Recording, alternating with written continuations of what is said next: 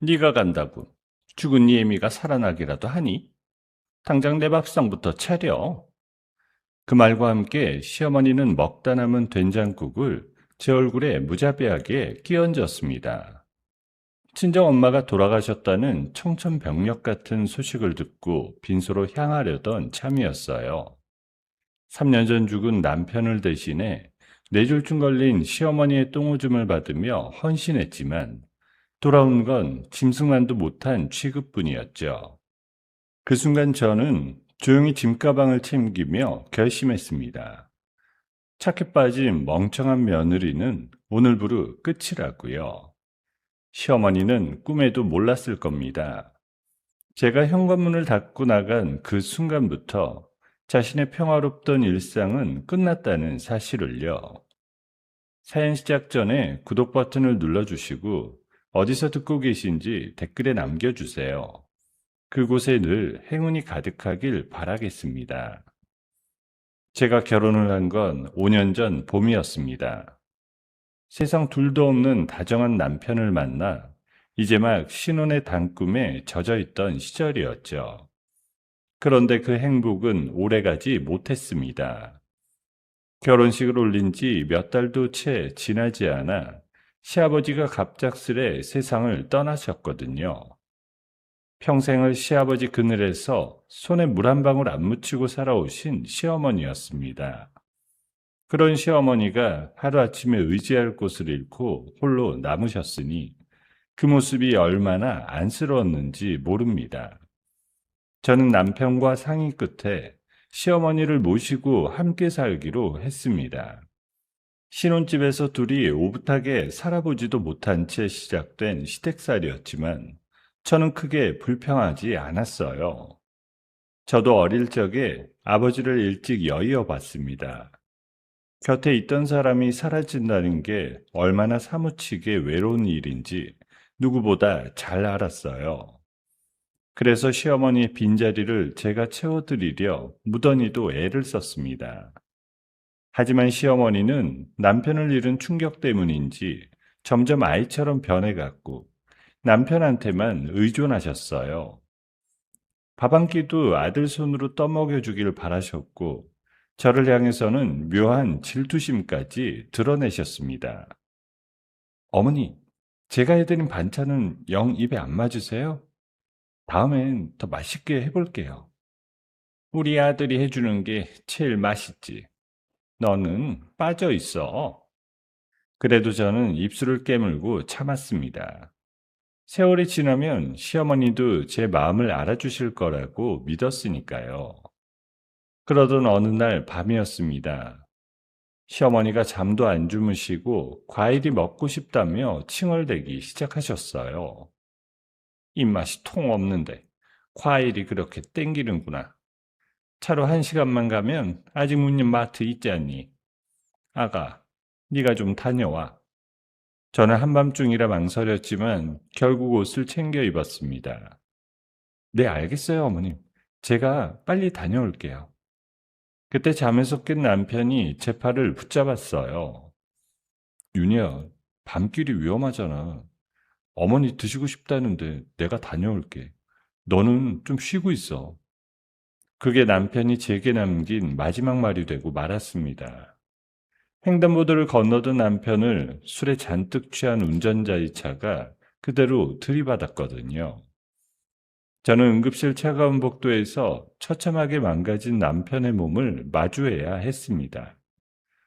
시아버지에 이어 하나뿐인 아들마저 잃은 시어머니는 거의 정신이 반쯤 나가셨어요. 그러더니 남편을 떠나보내는 발인 날 그 자리에서 쓰러져 혼절하고 마셨습니다. 병원에서는 뇌졸중이라는 진단을 내렸어요.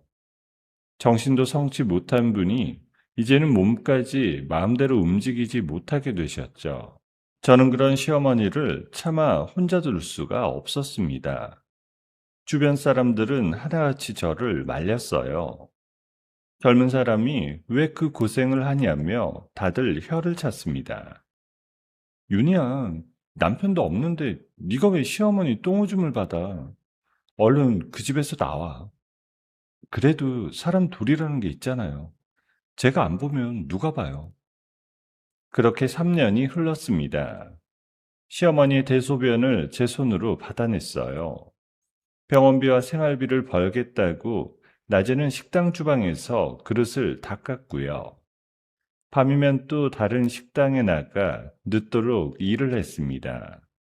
손마디가 다 갈라지고 허리가 끊어질 것 같아도 저는 이를 악물고 버텼어요. 제 정성이 통했는지 시어머니의 건강 상태는 많이 호전되었습니다. 그런데 며칠 전이었어요.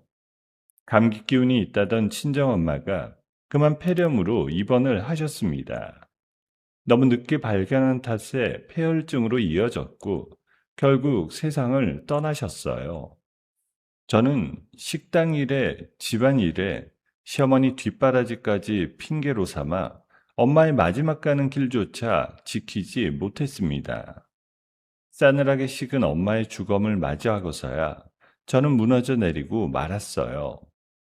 겨우 정신을 추슬러 장례 준비를 하려는데 휴대전화가 급하게 울렸습니다. 시어머니였어요. 당장 집으로 오라는 거였습니다. 저는 무슨 큰일이라도 난 줄 알고 택시를 잡아 타고 불이 나게 집으로 달려갔어요. 숨을 헐떡이며 현관문을 열고 들어선 저를 맞이한 건 식탁 앞에 앉은 시어머니의 짜증난 얼굴이었습니다. 야, 심이밥상 이게 뭐니? 차린 게 형편없어서 통입에 안 들어간다. 배고프니까 당장 칼비찜 좀 해라. 저는 귀를 의심하며 시어머니를 빤히 쳐다봤어요. 어머니, 저 친정엄마가 돌아가셨어요. 지금 장례식에 가봐야 한다고 말씀드렸잖아요. 죽이라도 끓여 놓을 테니 그거 드세요. 시어머니가 식탁 위에 놓인 식은 된장국 그릇을 손으로 움켜쥐었어요. 축 같은 소리 하고 있어. 내가 무슨 환자니? 당장 칼비찜 안 해놔? 그 말이 끝나기가 무섭게 시어머니는 들고 있던 된장국 그릇을 제 얼굴을 향해 그대로 집어던졌어요. 차갑게 식은 된장 국물이 제 이마와 뺨을 타고 턱 밑으로 뚝뚝 흘러내렸습니다. 미끌거리는 건더기가 목덜미를 지나 옷기단으로 스며드는 그 순간이었어요. 저는 그 자리에 얼어붙은 채 숨조차 쉴 수가 없었습니다. 3년 동안 가슴 깊은 곳에 꾹꾹 눌러 담아 두었던 무언가가 화산처럼 터져 나왔어요. 저는 짐승처럼 괴성을 질렀습니다.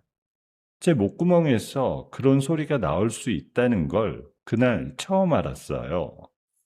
시어머니가 흠칫 놀라 지팡이를 짚고 일어서려 했습니다. 너 지금 뭐 하는 짓이야? 어디서 눈을 그렇게 떠?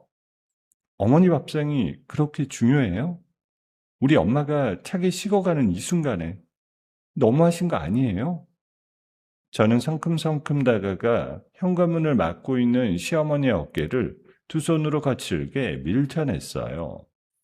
시어머니는 비명을 지르며 거실 바닥에 그대로 나동그라졌습니다. 이년이 미쳤나? 시애미를 미쳐? 천벌 받을 것. 저는 된장국물이 흐르는 얼굴을 닦을 생각도 못한 채 열려있는 현관문을 발로 박차고 미친 사람처럼 밖으로 뛰쳐나갔습니다.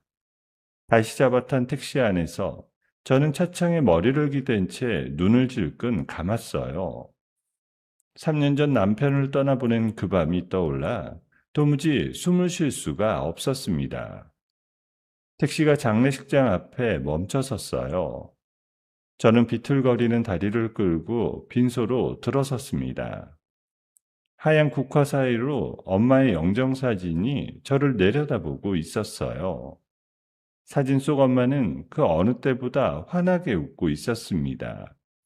저는 그 얼굴을 마주한 순간 다리에 힘이 풀려 바닥에 그대로 주저앉았어요.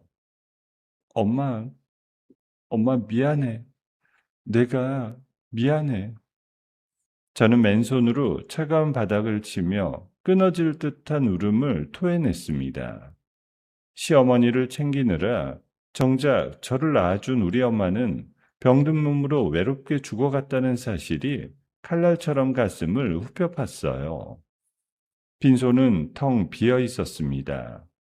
밤이 깊어가도록 조문객이라곤 단 한 사람도 찾아오지 않았어요. 저는 혼자 향을 피우고 또 피웠습니다. 하얀 연기가 천장을 향해 가느다랗게 피어올랐어요. 저는 영정사진 앞에 무릎을 꿇고 앉아 피눈물을 삼키며 입을 열었어요. 엄마, 나 이제 다시는 그 집으로 안 돌아가. 가족이라는 이름으로 나를 짓밟던 그 지옥에서 영원히 나올 거야. 엄마 앞에서 약속할게. 저는 떨리는 손으로 상복자락을 매만졌어요. 3년 동안 무슨 소리를 들어도 고개만 숙이던 며느리는 오늘부로 죽었습니다. 온갖 수모를 견디며 살아온 착하고 순한 그 며느리는 이제 이 세상에 없었어요.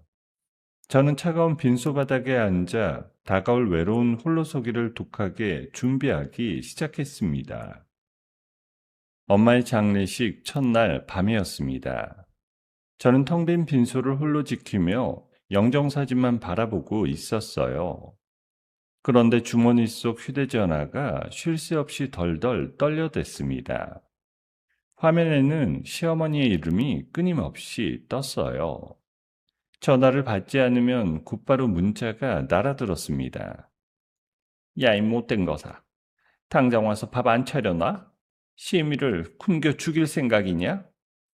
저는 입에 담지 못할 욕설이 빼곡한 그 문자를 무표정하게 들여다봤습니다. 예전 같았으면 가슴이 철렁 내려앉아 한달음에 달려갔을 거예요. 하지만 그날 밤 제 마음은 차갑게 식은 돌덩이 같았습니다. 이제 이런 거에 흔들리지 않아. 난 다시 태어났으니까. 저는 휴대전화를 도로 주머니에 집어넣고 다시 향을 피웠습니다. 하루가 지나고 이틀이 되자 문자의 내용이 조금씩 달라지더라고요. 처음에 사나운 욕설은 어느새 비굴한 애원으로 바뀌어 있었습니다. 윤희야, 제발 한 번만 와다오. 사흘을 굶었더니 정신이 다 혼미하구나. 이 늙은이가 잘못했다. 용서해다오. 저는 그 문자를 끝까지 읽지 않았습니다. 대신 휴대전화의 전원 버튼을 길게 눌러 화면을 까맣게 꺼버렸어요. 3년 동안 들을 사과를 이제 와서 너무 늦었어. 사흘장의 마지막 날이 밝았습니다. 저는 엄마의 한 줌제를 작은 항아리에 담아 납골당에 모셨어요. 유리창 너머로 엄마의 사진이 환하게 웃고 있었어요. 엄마, 잘 가. 나 이제 똑바로 살게. 두 번 다시 약한 모습 안 보일게. 저는 입술을 꽉 깨물고 돌아섰습니다. 유약했던 지난날의 저로는 절대 돌아가지 않겠다고 마음을 다잡았고요. 그 길로 시댁으로 향하는 버스에 올라탔습니다. 창밖 풍경이 빠르게 뒤로 밀려나는 동안에도 제 머릿속은 오히려 또렷했어요. 시댁 현관 앞에 선 저는 차분하게 비밀번호를 눌렀습니다. 문을 열자 코를 찌르는 악취가 확 밀려왔어요. 며칠을 굶어 반쯤 실성한 몰골의 시어머니가 저를 보더니 두 팔을 벌리고 다가왔습니다. 윤희야, 우리 며느리, 네가 왔구나. 어서 와서 이 어미 좀 살려다오. 시어머니가 마치 구세주라도 만난 듯 저를 끌어안으려고 했습니다. 저는 그 손길을 벌레라도 보듯 차갑게 내쳤습니다. 손대지 마세요. 시어머니가 멈칫하며 내밀었던 두 손을 거두었어요. 저는 거실 바닥에 어지럽게 널브러진 쓰레기들을 그대로 밟고 안방으로 직행했습니다. 미리 챙겨온 커다란 이민 가방 2개를 바닥에 펼쳤어요. 그리고 제 옷가지와 남편의 빗바랜 유품들만 신경질적으로 우겨넣기 시작했어요.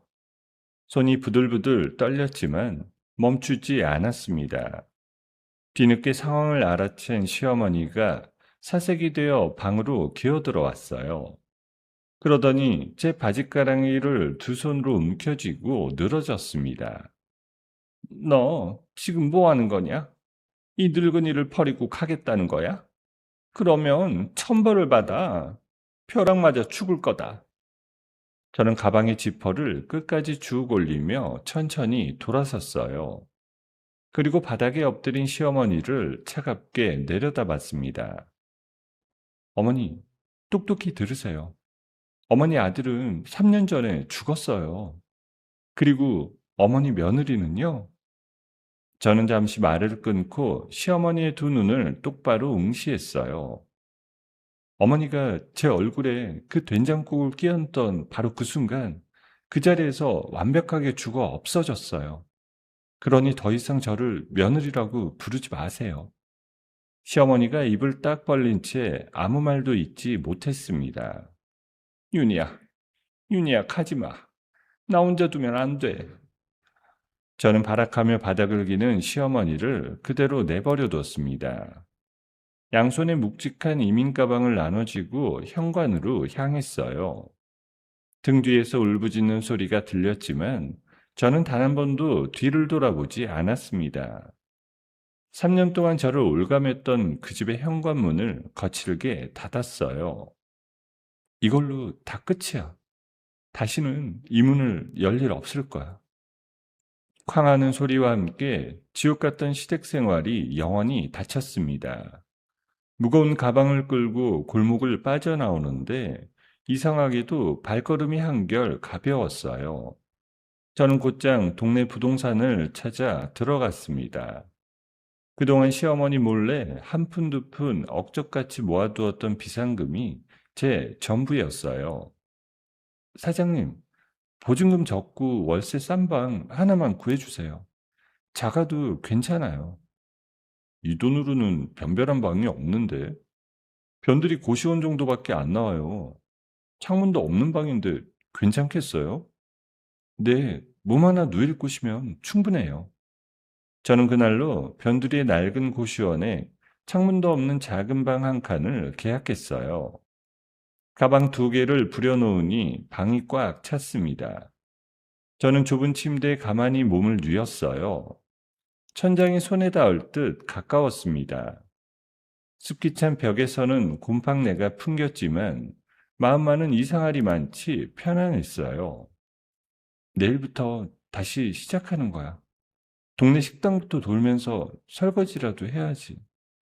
내 손으로 벌어서 내 힘으로 살아갈 거야. 저는 머리맡에 엄마의 레시피 노트를 가만히 올려놓았어요. 손때 묻은 그 노트를 손끝으로 가만히 쓸어보았습니다. 좁고 어두운 방이었지만 그 안에서 저는 비로소 온전히 혼자가 된 저를 느꼈어요. 저는 두 눈을 감고 다가올 내일을 단단하게 그려보았습니다. 시댁을 떠나 고시원 생활을 시작한 지 한 달이 지났어요. 저는 동네 백반집에서 종일 설거지를 하며 하루하루를 버텼습니다. 파김치가 되도록 그릇을 닦고 고시원으로 돌아온 그날 밤이었어요. 방문 앞에 노란 우편물 한 통이 끼워져 있었습니다. 봉투를 뜯어든 제 손이 가늘게 떨렸어요. 거기에는 제가 늙고 병든 시어머니를 내다버리고 학대했다는 내용이 적혀 있었습니다. 게다가 시어머니의 통장과 폐물까지 훔쳐 달아났다는 거예요. 경찰서로 나와 조사를 받으라는 출석 요구서였습니다.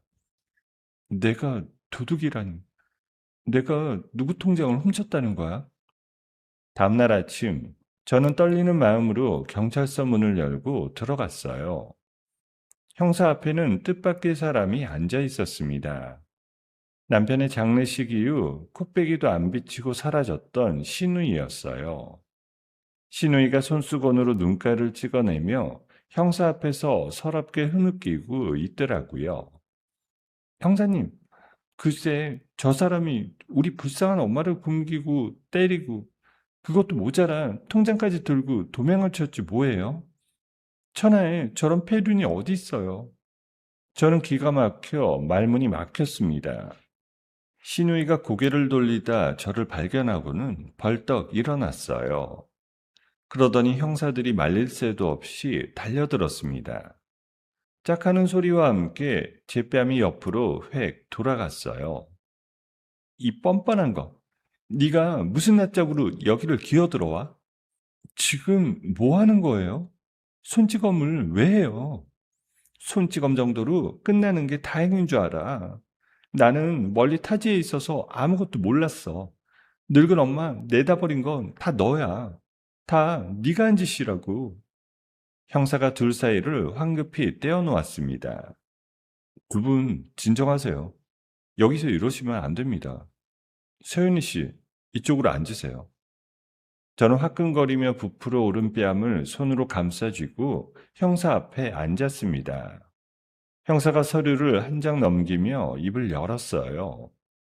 서윤희 씨, 통장과 폐물을 가져갔다는 신고가 들어왔습니다. 그리고 한 가지 확인할 게 있는데요. 저는 그 집에서 제 옷가지랑 남편 유품밖에 가지고 나온 게 없어요. 통장은 손댄 적도 없고요. 일단 알겠습니다. 그런데 서윤희 씨는 법적으로 시어머니를 부양할 의무가 있는 사람이 아니에요. 그건 그렇고 3년 전 남편분 사고 때 받은 합의금은 어디로 갔는지 아십니까? 저는 형사의 말을 이해하지 못해 멍하니 되물었습니다. 합의금이라뇨? 무슨 합의금이요? 모르고 계셨습니까? 남편분을 친 음주운전 가해자 측에서 합의금이 지급됐어요. 그것도 수억 원이나 되는 큰 돈입니다. 저는 순간 망치로 머리를 정통으로 얻어맞은 것 같았어요. 귓가가 멍멍해지고 눈앞이 새하얗게 변했습니다. 수억 원이요? 저는 단 한 푼도 받은 적이 없어요. 그런 돈이 있었다는 얘기조차 들어본 적이 없는데요. 형사가 거래내역서 한 장을 제 앞으로 쓱 밀어주었어요. 3년 전 날짜가 또렷하게 찍혀 있었습니다. 보세요. 이 합의금이 서윤희 씨 도장이 찍힌 위임장을 통해서 시어머니 계좌로 들어갔어요. 그러고 나서 곧바로 시누이분 쪽 다른 사람 명의 계좌로 전부 빠져나갔어요. 저는 떨리는 손으로 그 종이를 부여잡았습니다. 제가 한 번도 본 적 없는 위임장에 제 인감도장이 찍혀 있었어요. 이건 제가 찍은 도장이 아니에요. 누가 제 도장을 몰래 꺼내서 찍은 거예요. 저는 정말 아무것도 몰랐어요. 그제야 모든 그림이 머릿속에 그려졌습니다. 시어머니와 시누이가 남편의 목숨값을 가로채 숨겨두고 있었던 거예요. 그러면서 저한테는 돈이 한 푼도 없다며 매달 병원비와 생활비를 뜯어냈던 겁니다. 저는 그것도 모르고 두 사람 입에 풀칠하느라 식당 두 곳을 전전했던 거예요. 온몸이 사시나무처럼 떨려왔습니다. 그러니까 그 돈을 다 챙겨놓고 나한테는 돈이 없다고 거짓말을 했다는 거잖아요. 조사를 마치고 경찰서를 나서는데 다리에 힘이 풀렸습니다. 주차장 쪽에서 시누이가 번쩍이는 승용차에 올라타는 모습이 보였어요. 저를 보더니 입꼬리를 비틀며 비웃고는 그대로 차를 몰고 사라졌습니다. 저는 그 뒷모습을 노려보며 주먹을 꽉 쥐었어요. 두고 봐. 내가 받은 만큼 그대로 돌려줄 테니까. 한 푼도 빠짐없이. 고시원으로 돌아온 저는 엄마의 레시피 노트를 가슴에 끌어안았습니다. 밤새도록 소리 없는 울음을 삼켰어요. 하지만 이번에는 절망의 눈물이 아니었습니다. 어떻게든 저 두 사람을 법의 심판대에 세우겠다는 독한 결심의 눈물이었어요. 저는 머리맡 수첩에 경찰서에서 몰래 적어온 사건 번호를 다시 한번 또박또박 옮겨 적었습니다. 혼자서는 못 이겨. 나를 도와줄 사람을 찾아야 돼.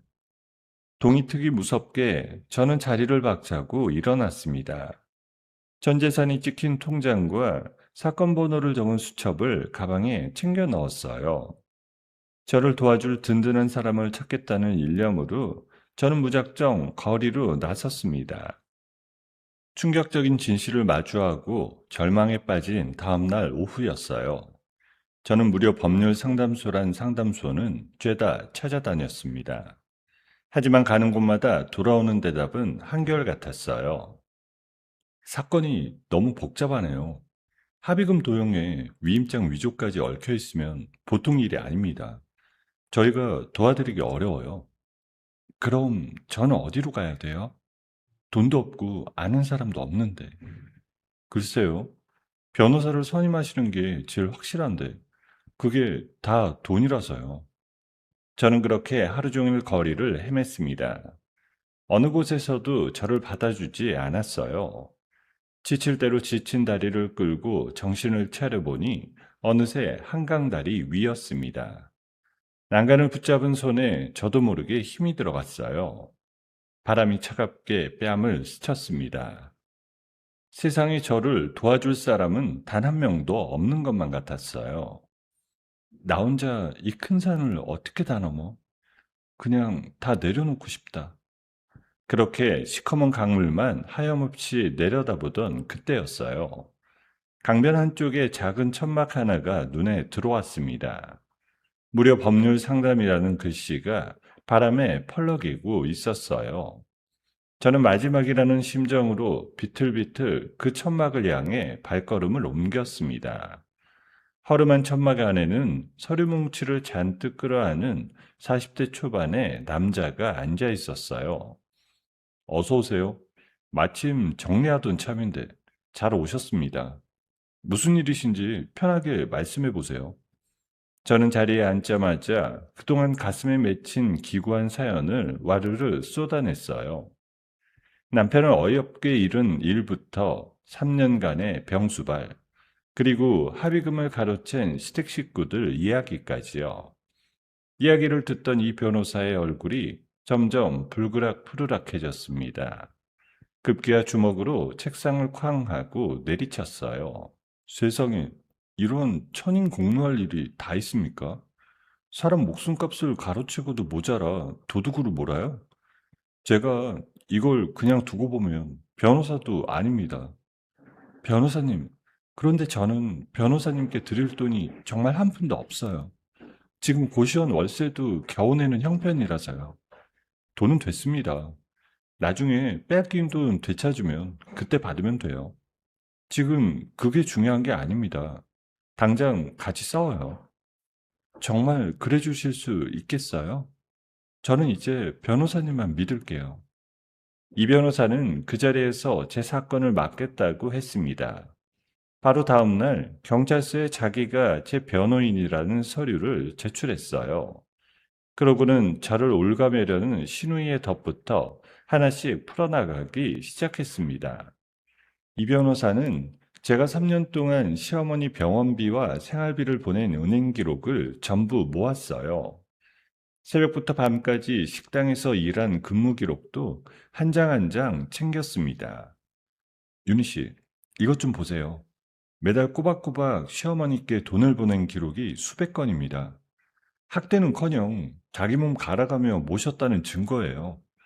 통장을 훔쳤다는 것도 새빨간 거짓말이고요. 그 사람들이 저를 도둑으로까지 만들 줄은 정말 몰랐어요. 걱정 마세요. 이 정도 증거면 무혐의는 확실합니다. 며칠 뒤 저는 모든 혐의에 대해 죄가 없다는 결론을 받았어요. 저를 도둑으로 페루나로 몰던 거짓 신고가 완전히 거짓으로 드러난 거예요. 하지만 이 변호사는 거기서 멈추지 않았습니다. 이제부터가 진짜 시작입니다. 빼돌린 그 돈이 어디로 흘러갔는지 제가 끝까지 쫓아갈 거예요.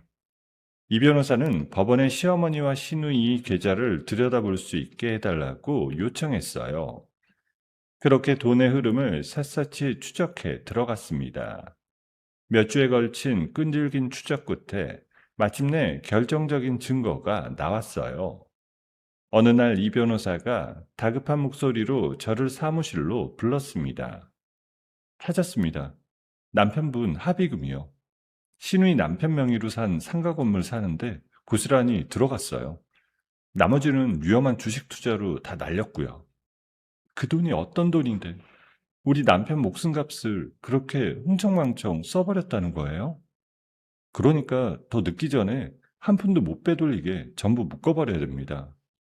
이 변호사는 신우이 부부의 모든 재산과 통장을 꽁꽁 묶어버렸어요. 그러고는 제가 받아야 할 몫을 돌려달라는 소송과 사기에 대한 책임을 묻는 소송을 한꺼번에 걸었습니다. 법원에서 서류를 받아든 신우이가 그 길로 고시원 앞까지 씩씩대며 찾아왔어요. 야, 이 거지 같은 게, 네가 변호사 끼고 나를 길바닥에 나앉게 만들어? 당장 소송 취하 안 해? 할 말 있으면 법정에서 하세요. 저는 더 드릴 말씀 없습니다. 너 이게 무사할 줄 알아? 내가 가만히 있을 것 같아? 가만히 있지 않으면 어쩌실 건데요? 저는 이제 어머니 며느리가 아니에요. 돌아가세요. 저는 이 변호사가 일러준 대로 경찰에 신우이가 함부로 접근하지 못하게 해달라고 신청했어요. 그러고는 문을 닫고 들어와 다시는 흔들리지 않았습니다. 지루하고 긴 싸움이 이어지는 동안 이 변호사는 늘 제 곁을 지켰어요. 제가 주저앉으려 할 때마다 든든한 방패가 되어 주었어요. 윤희 씨, 거의 다 왔습니다. 조금만 더 버팁시다. 이런 일까지 당하고도 무너지지 않은 사람이 윤희 씨예요. 변호사님이 안 계셨으면 저는 진작에 한강에서 못 돌아왔어요. 그런 말씀 마세요. 윤희 씨는 살아서 이렇게 다 되찾을 사람이었어요. 마침내 마지막 판결이 내려지는 날이었어요. 저는 떨리는 마음으로 자리에 앉아 판사의 입만 바라봤습니다. 판사는 신우이에게 빼돌린 합의금의 절반을 돌려주라고 했습니다. 그동안 늦어진 이자에 제가 받은 마음의 상처에 대한 보상까지 모두 저에게 갚으라고 말했습니다. 저는 그 말을 듣는 순간 두 손으로 얼굴을 감싸쥐고 울음을 터뜨렸어요. 이겼어. 드디어 이겼어요, 변호사님. 윤희 씨가 끝까지 버텨낸 겁니다. 정말 고생 많으셨어요. 재판장을 빠져나오며 저는 승소 판결문을 가슴에 꼭 끌어안았습니다. 그러고는 이 변호사의 손을 두 손으로 꽉 맞잡았어요. 변호사님 아니었으면 저는 진작에 무너졌을 거예요. 이 은혜 평생 잊지 않겠습니다. 이제 좋은 일만 남았습니다. 윤희 씨는 충분히 행복할 자격이 있어요. 햇살이 재판소 계단 위로 따뜻하게 쏟아졌습니다. 저는 그동안 흘렸던 억울함의 눈물을 그 햇살에 모두 말려버렸어요. 가슴속에서 새로운 삶을 향한 희망이 천천히 차올랐습니다. 지루한 법정 다툼 끝에 완벽한 승소를 거둔 지 6달이 지났어요. 신우이가 끝까지 돈을 주지 않고 버티자 이 변호사가 마지막 카드를 꺼냈습니다. 좋습니다. 끝까지 안 주시겠다면 그 상가 건물을 경매로 넘기는 수밖에 없어요. 그러면 한 푼도 못 건집니다. 잘 생각하세요. 그 말이 떨어지기 무섭게 신우이가 두 손을 들었어요.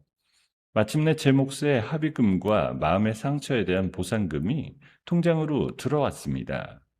입금 문자를 확인하던 제 손이 가늘게 떨렸어요. 드디어 다 받았어. 엄마, 나 이제 진짜 시작할 수 있어. 저는 그 돈에 식당에서 설거지하며 한 푼 두 푼 모은 돈을 보탰어요. 그리고 도시 외곽 변두리에 작고 허름한 가게 하나를 빌렸습니다. 권리금도 거의 없는 외진 골목 끝자락 가게였어요. 위치가 워낙 구석이라 장사가 될지 모르겠어요. 그래도 괜찮겠어요? 괜찮아요. 맛있으면 사람들은 어떻게든 찾아오니까요. 우리 엄마가 늘 그렇게 말했거든요. 저는 인부를 부를 돈도 아까워 직접 발품을 팔았습니다. 낡은 벽에 페인트를 칠하고 중고 주방 집기들을 하나하나 들여놓았어요. 밤낮 없이 땀을 뻘뻘 흘리며 가게를 꾸몄습니다. 손톱이 다 부러지고 온몸에 페인트가 튀었지만 신기하게도 힘든 줄을 몰랐어요. 저는 틈만 나면 엄마가 남겨준 낡은 레시피 노트를 펼쳐봤습니다. 손때 묻어 모서리가 다 다른 그 노트를 수백 번도 더 들여다봤어요. 인공조미료는 한 톨도 안 써. 엄마가 하던 그대로 그 손맛 그대로 살려낼 거야. 저는 며칠 밤을 새워가며 엄마의 비법 양념장을 똑같이 재현해냈습니다. 매콤하게 볶아낸 제육볶음과 구수하게 끓여낸 청국장을 우리 가게의 대표 메뉴로 정했어요. 드디어 가게 문을 여는 첫날이 밝았습니다. 가게 입구에는 이 변호사가 보내온 커다란 축하 화환이 떡하니 서 있었어요. 저는 그 화환을 보자마자 가슴이 뭉클해져 전화를 걸었습니다. 윤희 씨, 개업 축하합니다. 제가 첫 손님으로 가고 싶은데 오늘은 재판이 있어서요. 조만간 꼭 들르겠습니다. 대박 나세요. 변호사님, 화환 너무 고마워요. 꼭 오셔야 돼요. 제일 좋은 걸로 대접할게요. 저는 주방 한가운데 엄마의 사진을 곱게 모셨습니다.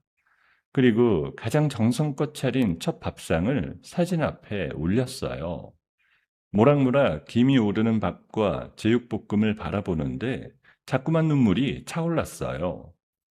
엄마, 이거 엄마가 해주던 그 맛이야. 엄마 덕분에 나 다시 일어섰어. 많이 먹어요. 처음에는 외진 골목이라 파리만 날렸습니다. 하루 종일 손님 한 명 들지 않는 날도 있었어요. 그래도 저는 매일 새벽같이 나와 정성껏 재료를 다듬었습니다. 그러던 어느 날 점심때였어요. 근처 공사장에서 일하던 인부 몇 명이 땀에 절은 작업복 차림으로 들어왔습니다. 사장님, 여기 제육볶음 빨리 되는 거죠? 시간 없어서 후딱 먹고 가야 돼요. 그럼요. 금방 차려드릴게요. 밥은 든든하게 많이 드세요. 한 입 먹은 인부의 눈이 휘둥그레졌어요. 숟가락을 들고 멈칫하더니 옆 사람을 툭 쳤습니다. 야, 이거 한번 먹어봐. 무슨 맛이 이래? 우리 어머니가 해주던 그 맛이다. 사장님, 이거 양념 비법이 뭐예요? 비법은 없어요. 그냥 우리 엄마가 알려준 대로 정성껏 만들 뿐입니다. 정성이 보통이 아닌데요? 내가 우리 현장 사람들 다 데리고 올게요. 동네방네 소문 다 내고 다닐 테니까. 그 인부의 말이 시가 됐어요. 입소문을 타기 시작하더니 손님이 하루가 다르게 늘어났어요. 한 달이 채 지나지 않아 가게는 문전성시를 이뤘습니다. 점심시간이면 가게 밖으로 긴 줄이 늘어섰어요. 혼자서는 도저히 밀려드는 주문을 감당할 수 없었습니다. 저는 홀에서 서빙할 직원과 주방을 도와줄 직원 2명을 새로 뽑았어요. 사장님, 또 10명 단체로 들어왔어요. 청국장 5에 제육 5이요. 알았어요. 금방 나가요. 밥도 안 치고 있으니까 조금만 기다리시라고 전해줘요. 사장님, 이러다 우리 가게 방송 타는 거 아니에요? 다들 줄 서서 기다려요. 그런 소리 말고 어서 상이나 차려요. 손님들 기다리시잖아요. 매일 밤 고단한 몸을 이끌고 가게 셔터를 내들 때면 정상기를 확인했습니다. 하루 매출이 찍힌 종이를 볼 때마다 가슴이 벅차올랐어요. 통장에 차곡차곡 쌓여가는 잔고를 들여다보면 절로 웃음이 났습니다. 태어나서 처음으로 온전히 제 힘으로 서 있다는 게 실감났어요. 내가 번 돈이야. 누구한테 빼앗기지도 굽실거리지도 않고 내 힘으로 번 내 돈이야. 단골 손님들은 저를 사장님이라고 불렀습니다. 어떤 손님은 일부러 멀리서 차를 몰고 찾아오기도 했어요. 사장님, 내가 이 집 청국장 먹으려고 1시간을 운전해서 왔어요. 집 나간 입맛이 여기 와야 돌아온다니까요. 어머, 그렇게 말씀해 주시니 제가 더 고맙죠. 자주 오세요. 늘 따뜻하게 차려드릴게요. 저는 더 이상 누군가의 며느리도 희생양도 아니었습니다. 당당한 식당의 주인이었어요. 잊고 지냈던 평범한 일상의 행복이 매일같이 저를 감쌌습니다. 어느 정도 여유가 생기자 저는 이 변호사를 가게로 초대했어요. 가장 좋은 고기와 싱싱한 반찬으로 한상 가득 차려냈습니다. 변호사님, 이건 약소하지만 제 마음이에요. 벼랑 끝에 있던 저를 살려주신 분이잖아요. 정말 감사합니다. 윤희 씨가 이렇게 잘된 모습 보니 제가 다 뿌듯하네요. 음식 솜씨가 정말 대단해요. 이 집 잘 되겠어요. 다 변호사님 덕분이에요. 앞으로도 자주 와서 드세요. 변호사님은 평생 공짜예요. 그럼 제가 너무 자주 와서 윤희 씨 남는 거 없겠는데요? 밤이 깊어 저는 가게 불을 켜둔 채 잠시 밖으로 나와 간판을 올려다봤어요. 제 이름 석자가 환하게 빛나고 있었습니다. 저는 그 불빛을 흐뭇하게 바라보며 가슴 가득 차오르는 행복을 느꼈어요. 이제야 비로소 제 인생의 진짜 봄날이 찾아온 것만 같았습니다. 식당이 지역 맛집으로 소문나며 승승장구하던 어느 주말 점심이었어요. 홀이 손님으로 꽉 차서 발 디딜 틈이 없었습니다. 저와 직원들은 정신없이 상을 차려 나르고 있었어요. 사장님, 12번 테이블 제육 추가요. 밖에 줄이 또 길어졌어요. 알았어요. 금방 볶아서 낼게요. 기다리시는 손님들 물이라도 좀 챙겨드려요. 그렇게 한창 손님이 몰리던 그때였습니다. 가게 구석 테이블에서 험상궂게 생긴 젊은 남자 하나가 벌떡 일어났어요. 제육볶음을 먹던 그 남자가 갑자기 고래고래 소리를 지르기 시작했습니다. 이게 뭐야? 여기 구더기가 기어 나오잖아. 시커먼 구더기가. 순간 가게 안이 찬물을 끼얹은 듯 조용해졌어요. 저는 놀라서 그쪽으로 한달음에 달려갔습니다. 손님, 그럴 리가 없어요. 저희는 매일 아침 신선한 재료만 쓰는데 어디 좀 볼게요. 보긴 뭘 봐. 여기 이렇게 버젓이 기어다니는데 이거 다 찍었어. 썩은 고기를 손님한테 팔아먹는 더러운 식당이네. 남자는 접시를 향해 휴대전화를 노골적으로 들이대며 촬영했습니다. 가게 안 모든 손님이 들으라는 듯 일부러 목소리를 한껏 높였어요. 밥을 먹던 손님들이 인상을 찌푸리며 하나둘 수저를 내려놓았습니다. 아유, 입맛 다 떨어졌네. 그냥 갑시다. 더러워서 어디 먹겠어요. 손님, 잠깐만요. 제가 새로 다시 차려드릴게요. 오해예요. 하지만 손님들은 들은 척도 하지 않았어요. 먹던 음식을 그대로 남긴 채 황급히 가게를 빠져나갔습니다. 북적이던 가게가 순식간에 텅 비어버렸어요. 소란을 피우던 그 남자도 어느새 슬그머니 사라지고 없었습니다. 저는 그 자리에 멍하니 서서 어찌할 바를 몰랐어요. 그 충격이 채 가시기도 전인 다음날 저녁이었습니다. 이번에는 배달을 시킨 손님에게서 항의 전화가 걸려왔어요. 사장님, 이 집 미쳤어요? 찌개 안에서 녹슨 대못이 나왔어요. 이거 먹다가 이 다 나갈 뻔했어. 당장 신고할 거예요. 손님, 정말 죄송해요. 그런데 저희 주방에는 못 같은 게 들어갈 일이 없어요. 제가 직접 확인해 볼게요. 확인은 무슨? 사진 다 찍어서 인터넷에 올렸으니까 그런 줄 아세요. 이런 집은 망해야 돼. 전화를 끊고 나서 저는 다리가 후들거려 주저앉을 뻔했습니다. 다음날 아침 인터넷을 켜보니 눈앞이 캄캄해졌어요. 동네 엄마들이 모이는 인터넷 모임과 배달 앱에 우리 식당 이야기가 도배되어 있었습니다. 쓰레기 구더기 식당이라는 험한 말과 함께였어요. 조작된 사진 수백 장이 무서운 속도로 퍼져나가고 있었습니다. 이게 다 뭐야? 내가 언제 이런 걸 팔았다고? 어떻게 이렇게 멀쩡한 가게를 거짓말로 짓밟아? 엎친 데 덮친 격이었어요. 누군가의 신고를 받았다며 구청 위생과 직원들이 예고도 없이 들이닥쳤습니다. 직원들은 주방을 샅샅이 뒤집어 엎었어요. 사장님, 신고가 한두 건이 아니라서 점검 나왔습니다. 협조해 주세요. 저는 정말 깨끗하게 했어요. 보세요. 냉장고도 식기도 행주 하나까지 다 깨끗하잖아요. 한번 다 뒤져보세요. 일단 신고가 접수된 이상 절차대로 처리할 수밖에 없습니다. 영업정지 처분이 내려질 수 있으니까 그렇게 아세요. 정말 억울해요. 저 이 가게 하나 보고 사는 사람이에요. 며칠 뒤 가게 문 앞에 영업을 멈추라는 명령서가 처참하게 나붙었어요.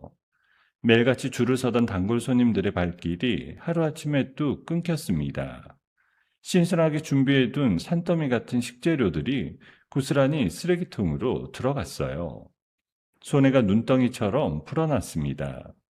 저는 누군가 작정하고 우리 가게를 망치려 한다는 생각을 떨칠 수가 없었어요. 이건 절대 우연이 아니야. 누가 일부러 이러는 거야. 분명히 어딘가에 증거가 있을 거야. 저는 밤을 꼬박 새워가며 가게 안팎에 달아둔 폐쇄회로 화면을 수십 번 돌려봤습니다. 하지만 범인들은 어찌나 영악한지 화면에 안 잡히는 자리만 골라다녔어요.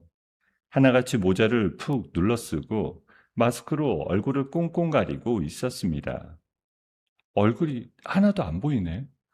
이걸로는 누가 그랬는지 잡을 수가 없잖아. 저는 답답한 마음에 이 변호사에게 전화를 걸었습니다. 윤희 씨, 얘기 들었어요. 정황상 누군가 작정하고 벌인 일인데 얼굴이 안 잡히면 저로서도 손쓰기가 어렵네요. 결정적인 증거가 하나라도 나와야 됩니다. 그러게요. 아무리 찾아도 단서가 없어요. 답답해 죽겠어요. 결정적인 증거를 못 찾고 발만 동동 구르는 사이 매출은 바닥을 쳤습니다. 하루에 단돈 한 푼도 들어오지 않는 날이 이어졌어요.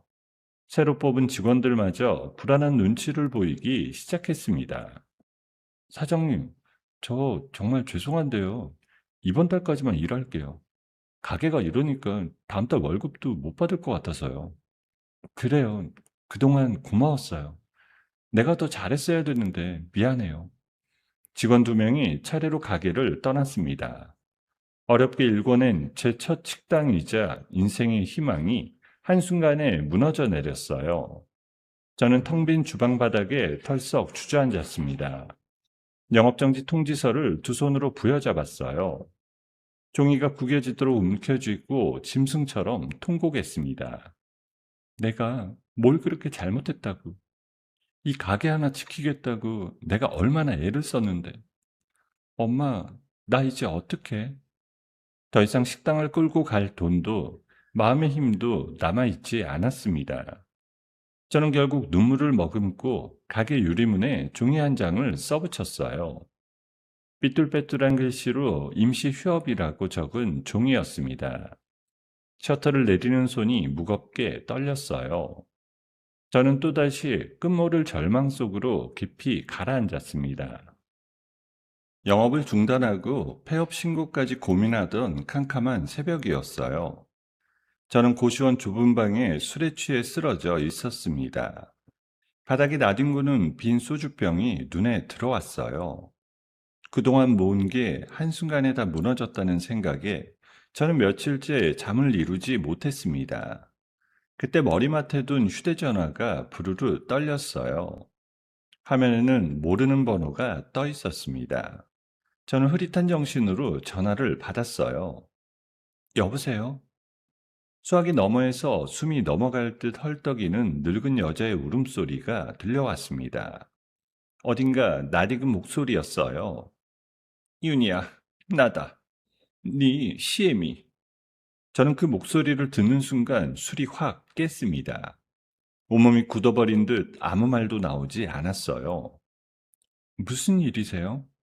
이 새벽에 무슨 낯으로 저한테 전화를 하셨어요? 윤희야, 미안하다. 정말 미안해. 내가 지금 끔찍한 데 갇혀 있어. 네 시누이가 그 못된 것이 나를 여기다 가둬놓고 발길을 딱 끊어버렸다. 갇혀 있다뇨? 그게 무슨 말씀이세요? 소송에 져서 재산을 다 토해내게 되니까 그 화풀이로 나를 냄새나는 요양원에 처박아 놓고는 연락을 끊었지 뭐니. 여기 사람들이 밥도 안 주고 때리고 나는 이제 죽을 날만 기다리고 있다. 저는 가슴 한구석이 서늘해졌습니다. 미운 사람이었지만 막상 그 말을 들으니 마음이 복잡해졌어요.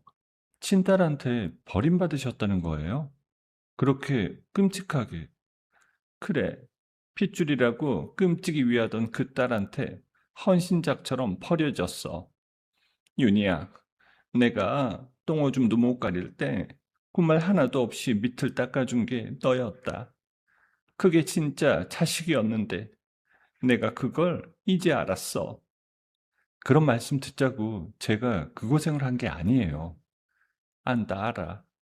네 얼굴에 된장국을 부은 그 죄값을 합의금을 가로챈 그 죄값을 내가 지금 이렇게 천발로 받는 거야. 윤희야, 내가 죽일 년이다.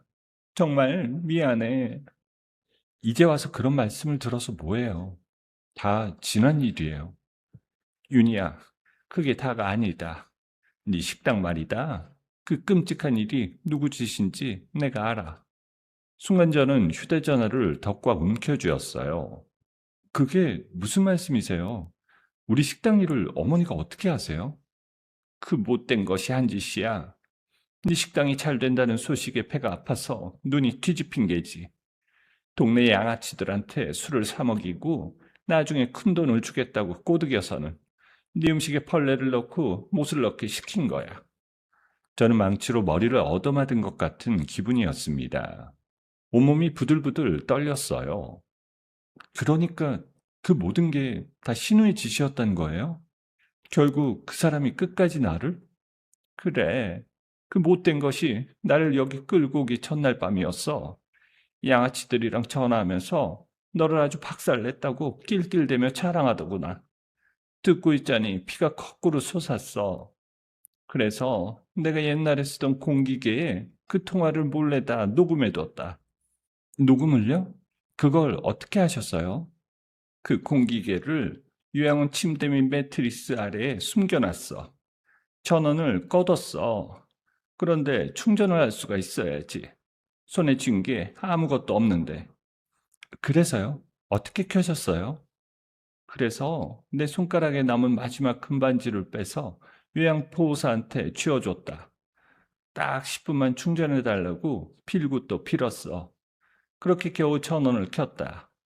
이게 내가 너한테 지은 죄를 갚는 마지막 속죄야. 말을 마친 시어머니가 무언가를 조작하는 소리가 들렸습니다. 잠시 후 제 메신저로 음성 파일 하나가 도착했다는 알림이 울렸어요.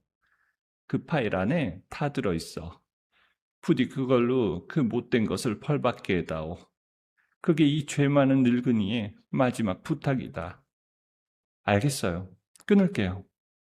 저는 전화를 끊고 떨리는 손으로 그 파일을 눌러 재생했습니다.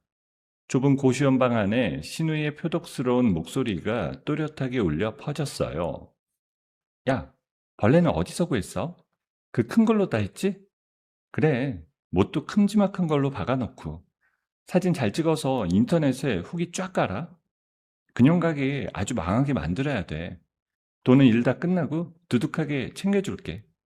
누님만 믿어요. 우리가 아주 확실하게 작살을 드릴게요. 녹음 파일이 끝나자 방 안에 무거운 정적이 흘렀습니다. 저는 한동안 숨도 쉬지 못한 채 멍하니 앉아 있었어요. 그러다 가슴 깊은 곳에서 뜨거운 것이 솟구쳤습니다. 도저히 빠져나갈 수 없는 완벽한 증거가 제 손에 들어온 거예요. 잡았다. 드디어 꼬리를 잡았어. 이번에는 절대 못 빠져나가.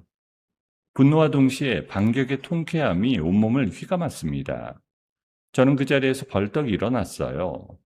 무너졌던 다리에 다시 힘이 들어갔습니다.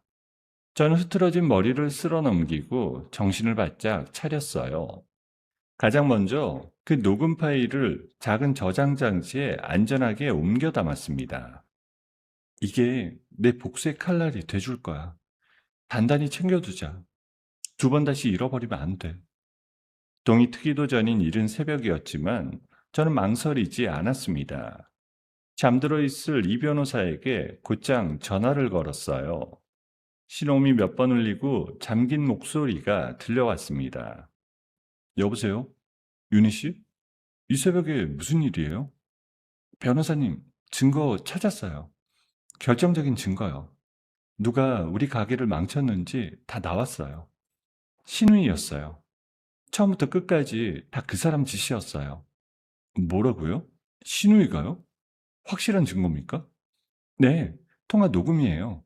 본인 입으로 다 말하는 게 똑똑히 녹음돼 있어요. 빠져나갈 구멍이 없습니다. 알겠습니다. 지금 당장 준비해서 나갈게요. 곧장 경찰서로 갑시다. 윤희 씨도 그 파일 절대 지우지 말고 그대로 챙겨오세요. 네, 경찰서 앞에서 봬요. 이번에는 제가 당한 만큼 그대로 돌려줄 거예요. 저는 전화를 끊고 외투를 챙겨 입었습니다. 창문도 없는 좁은 방이었지만 제 두 눈만은 그 어느 때보다 형형하게 빛나고 있었습니다.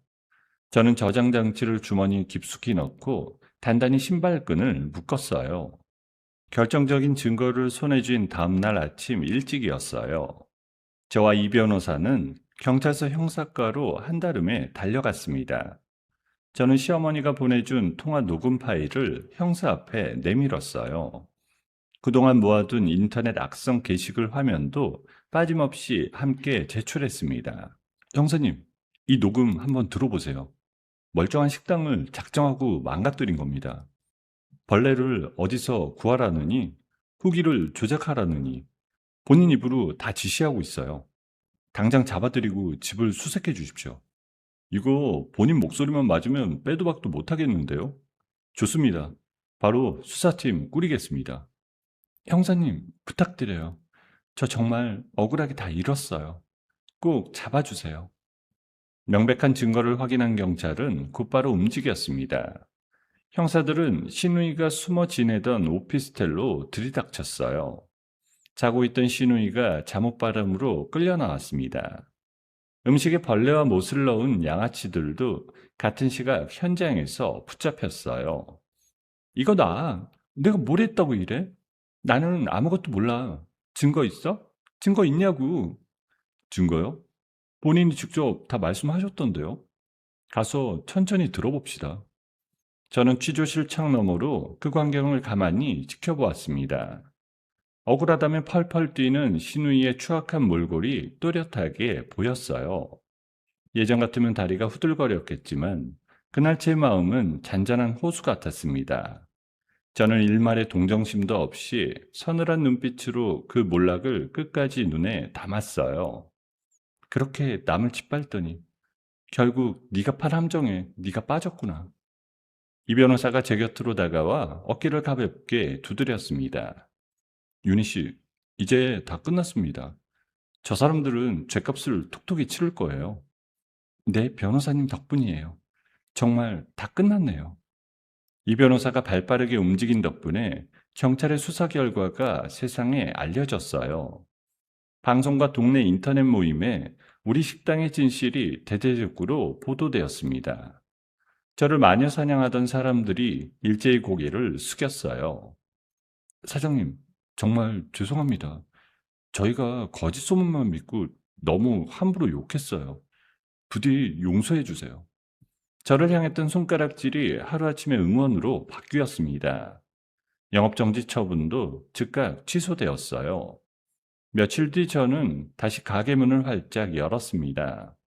그런데 가게 앞 풍경이 전과는 완전히 달라져 있었어요. 억울한 일을 당한 사장님을 도와줘야 한다며 전국 각지에서 사람들이 몰려든 거예요. 사장님, 저 부산에서 일부러 왔어요. 이런 집은 우리가 지켜줘야죠. 제육 곱빼기로 주세요. 어머, 그 먼 데서 여기까지. 정말 고맙습니다. 제가 더 맛있게 차려드릴게요. 우리도요, 사장님 응원하러 왔어요. 청국장 4개 주세요.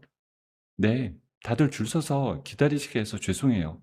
금방금방 차려드릴게요. 골목 전체가 마비될 만큼 사람들이 길게 줄을 섰습니다.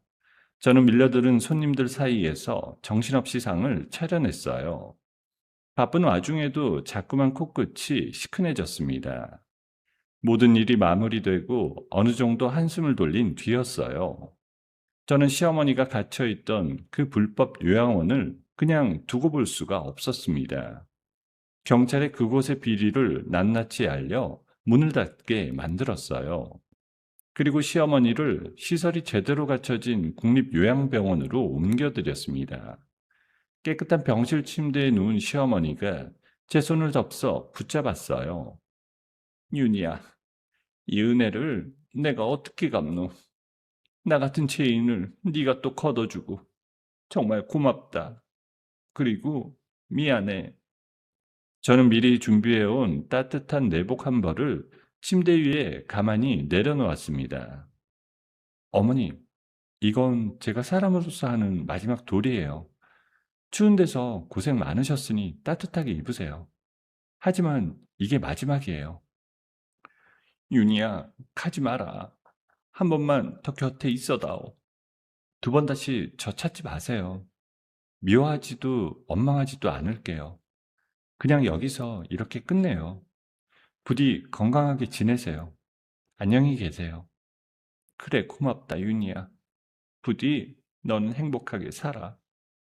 저는 더 이상 뒤돌아보지 않고 병실을 나섰습니다.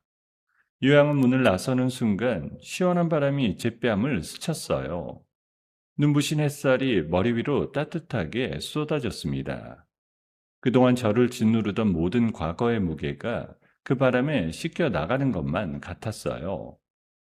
다 끝났어. 이제 진짜 다 끝났어. 나는 자유야. 저는 한결 가벼워진 발걸음으로 다시 가게로 돌아왔습니다. 가게 안은 손님들의 경쾌한 웃음소리로 가득 차 있었어요. 저는 주방 한가운데 우뚝 섰습니다. 갓 지은 하얀 쌀밥 위로 모락모락 김이 피어올랐어요.